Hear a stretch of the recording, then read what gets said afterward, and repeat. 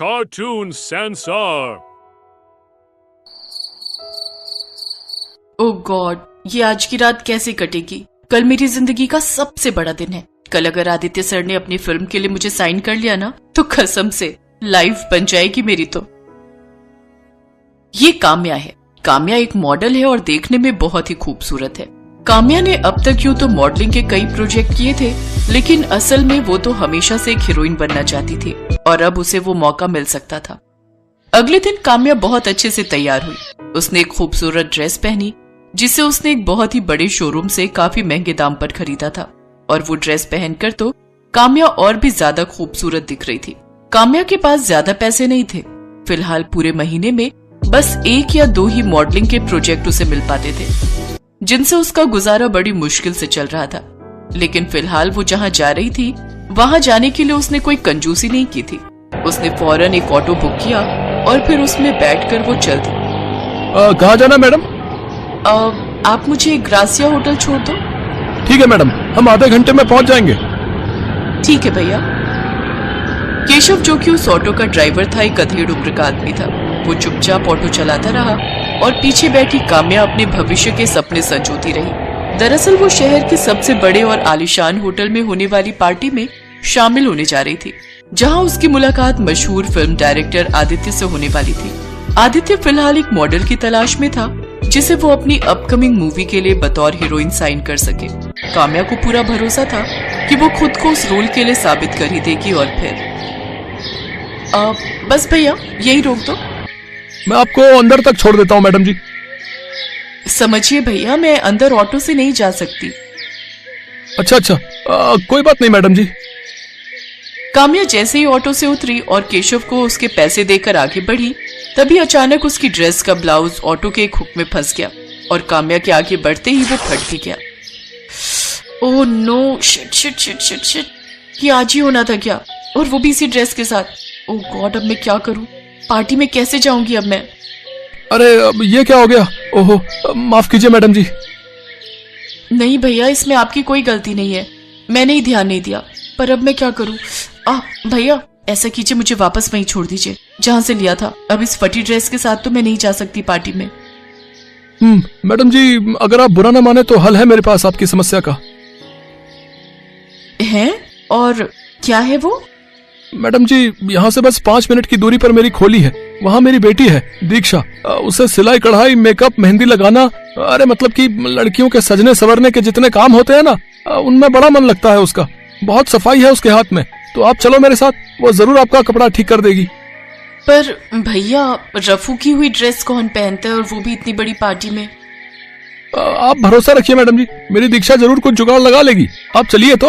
और वैसे भी अगर आपको उसका काम पसंद ना आए तो मत जाइएगा पार्टी में।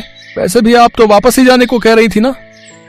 पार्टी शुरू होने में अभी 1 घंटा बाकी था। काम्या के पास नई ड्रेस लेने के पैसे नहीं थे, तो जब कोई और तरीका समझ में नहीं आया तो काम्या ने केशव की बात मान ली। केशव उसे अपनी छोटी सी खोली में लेकर गया, जहाँ पहुंचकर उसने अपनी बेटी दीक्षा को पूरी बात बताई और फिर खुद बाहर चला गया। अब देखो ना, क्या वाकई इसका कुछ हो सकता है क्या? देखो, मैं नहीं चाहती कि किसी को पता चले कि ये असल में ये ड्रेस फट गई थी। आप बिल्कुल चिंता मत करिए दीदी। फिलहाल ये लीजिए, मेरे कपड़े हैं, आप इन्हें पहन लो और मुझे ये ड्रेस दे दो। तब तक मैं सोचती हूँ कि करना क्या है। दीक्षा ने काम्या की ड्रेस ली और फिर उसके फटे हुए हिस्से को पूरा काट कर उस पर सिलाई लगा दी, और फिर उसने वो ड्रेस काम्या को पहनने को कहा। अरे पर मैं इसे पहनकर कैसे बाहर जा सकती हूँ? और तुमने ये क्या किया? तुमने तो उसे पूरा ही काट दिया। देखो, मैं मॉडर्न कपड़े पहनती हूँ, पर इतने भी नहीं। ओहो दीदी, आप परेशान क्यों हो रही हो? आप इसे पहनकर तो आओ, बाकी आगे क्या करना है मैं बताती हूँ। और आप भरोसा रखिए, मैं आपको इस आधी ड्रेस में नहीं भेजूंगी। काम्या के पास फिलहाल दीक्षा की बात मानने के सिवाय और कोई चारा नहीं था। उसने वही ड्रेस पहनी जो फिलहाल पूरी बैकलेस थी और फ्रंट साइड से भी काफी डीप नेक थी। लेकिन फिर ठीक है दीदी, अब आप यहाँ आकर बैठ जाइए और मुझे बस 10 मिनट दीजिए। इतना कहकर दीक्षा ने अपने हाथ में मेहंदी का एक कोन उठा लिया, जिसे देखकर काम्या को कुछ समझ नहीं आ रहा था। लेकिन फिर भी वो दीक्षा की बात मानकर वहीं बैठ गई और फिर दीक्षा ने शुरू की अपनी कलाकारी। उसने कुछ ही मिनटों के अंदर काम्या की पूरी बैक और फ्रंट साइड में भी मेहंदी से खूबसूरत डिजाइन बना दिया, जो वाकई देखने में बहुत खूबसूरत लग रहा था और काम्या भी काफी कंफर्टेबल महसूस कर रही थी। क्या बात है, तुम तो सच में जादूगर हो दीक्षा, कमाल कर दिया तुमने तो। ये तो बहुत अच्छा लग रहा है। अच्छा, तो मैं इस काम के कितने पैसे दे दूं? नहीं दीदी, मुझे पैसे नहीं चाहिए। मैं आपकी मदद कर पाई, मुझे इस बात की खुशी है। कोई बात नहीं दीदी, अब आप जल्दी करो, मैं पापा को बुलाती हूँ। आपको सही समय पर पार्टी में भी तो पहुँचना है ना। इतना कहकर दीक्षा केशव को बुलाने बाहर चली गई। तभी काम्या ने देखा कि दीक्षा ने अपना खाना आधे में ही छोड़कर उसकी मदद की थी, क्योंकि उसकी थाली वहीं मेज के कोने पर रखी थी, जिसमें सूखी रोटी के साथ बस एक प्याज का टुकड़ा था। ये देखकर काम्या को बहुत बुरा लगा। कुछ देर बाद केशव ने काम्या को ऑटो में बिठाया और फिर होटल की तरफ चल पड़ा, और इस तरह काम्या बिल्कुल ठीक समय पर पार्टी में पहुंच गई। Hello Aditya sir. Oh, hello sweetie, how are you? All good sir. Oh my god, what a lovely dress और ये डिजाइन, वाओ। जरा पीछे घूमो। You are looking awesome. वैसे डिजाइनर कौन सा है? वो मेरा पर्सनल डिजाइनर है सर। इसके बाद आदित्य और काम्या में काफी देर तक बातें हुई। आदित्य काम्या और उसके ड्रेसिंग सेंस से काफी इम्प्रेस था और आखिरकार काम्या को वो प्रोजेक्ट मिल ही गया। काम्या अब बहुत ज्यादा खुश थी। और फिर, दीक्षा कहाँ हो? जल्दी से यहाँ आओ। अरे जल्दी आओ ना। अरे दीदी आप, अब कैसी रही आपकी पार्टी? बहुत ही शानदार। वहाँ हर कोई बस मुझे ही देख रहा था, और तुम्हें पता है मुझे वो मूवी भी मिल गई, वो भी लीड रोल में। अरे वाह दीदी, बहुत बहुत बधाई आपको। शुक्रिया दीक्षा, लेकिन सच तो ये है कि अब ये सब तुम्हारी वजह से ही हो पाया है। तुमने मेरी उस फटी ड्रेस को इतना खूबसूरत और सबसे अलग बना दिया कि पूरी पार्टी की मेन अट्रैक्शन बन गई वो तो। लेकिन अब तुम मेरी बात ध्यान से सुनो। आज से तुम मेरी पर्सनल कॉस्ट्यूम डिजाइनर हो, तो अब से मैं जिस भी फंक्शन या पार्टी में जाऊंगी तुम ही मेरी ड्रेस तैयार करोगी।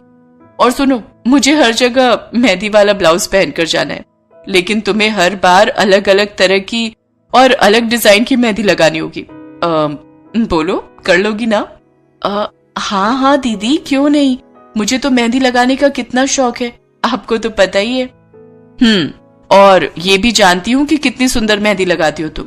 अब बस तुम्हें अपने उसी हुनर को कैश करना है और मैं तुम्हें प्रमोट करूंगी। प्रमोट मतलब मैं कुछ समझी नहीं दीदी। अरे तुम ज्यादा मत सोचो, बस जैसा मैंने कहा है वैसा करती जाओ। दीक्षा ने ऐसा ही किया।